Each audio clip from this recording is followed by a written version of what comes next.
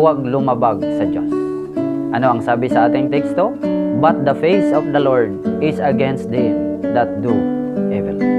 So ayaw ng Diyos na tayo ay lumihis, mag-compromise at dumaan o mamuhay sa daan sa nature ng masama o pagkakasala.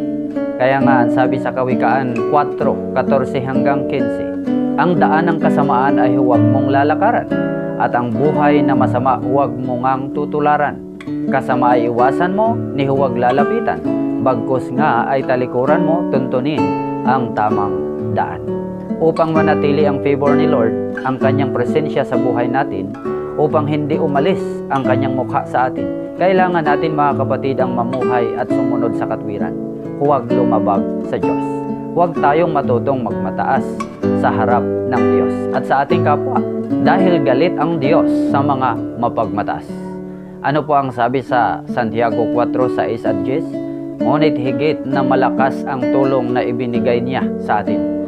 Kaya't sinabi ng kasulatan, ang Diyos ay laban sa mga mapagmataas, ngunit nalulugod sa mga mapagpakumbaba. Verse 10, magpakumbaba kayo sa harapan ng Panginoon at itataas niya kayo.